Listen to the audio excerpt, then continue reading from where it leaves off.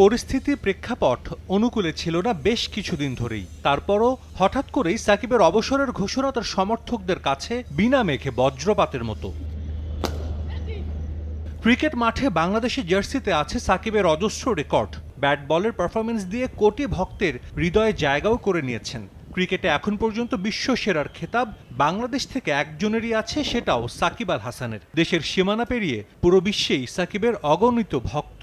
অনেকেই বাংলাদেশকে চিনেছে ক্রিকেট আর সাকিবের জন্য। তাই তো সাকিবের হুট করে অবসরের সিদ্ধান্তে অনেক সমর্থকই মুষড়ে পড়েছেন। অনেকে অনুরোধ করেছেন সিদ্ধান্ত পুনর্বিবেচনা করতে। অনেকটাই কষ্টের, যেহেতু দ্বিতীয় সাকিব আল হাসান কিন্তু বাংলাদেশে এখনও তৈরি হয়নি। আমি অনেকটা মিস করব সাকিব আল হাসানকে। অনেকই দুঃখজনক, এবং সাকিব আল হাসান তৈরি হতে অনেক সময় লাগবে। উনি সে বাংলাদেশকে প্রথম থেকে খেলতেছে, বাংলাদেশকে রিপ্রেজেন্ট করতেছে, এই জন্য ওনাকে তো অবশ্যই মিস করা লাগবে। তিনি বাংলাদেশের পুরো বিশ্বে এক নম্বর অলরাউন্ডার ছিলেন, যা বাংলাদেশের জন্য একটা গর্বময় ছিল। তো ওনার অবসরটা তিনি চাইলে আরও 2-3 বছর খেলতে পারতেন। আইপিএল এর সুবাদে ভারতের ক্রিকেট সমর্থকদের কাছেও পরিচিত সাকিব। তাদের কাছে এই অলরাউন্ডারের এমন সিদ্ধান্ত এসেছে চমক হয়ে। Shakib Al Hasan is good Bangladesh cricketer, is a good all-rounder, is mostly when he is need to bowling he is ready to bowl, when he is Bangladesh need to batting he is ready to batting, and is a great player from Bangladesh. Is a bad news for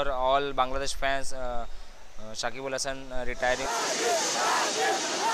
মাঠের বাইরের নানা কারণেই সমালোচিত সাকিব বরাবরই জবাব দিয়েছেন মাঠের performance দিয়ে। 22 গজে নিজের শেষটাও রাঙাবেন এই অলরাউন্ডার, এমন প্রত্যাশাই সমর্থকদের। সাজিদ মুস্তাহিদ, সময় সংবাদ।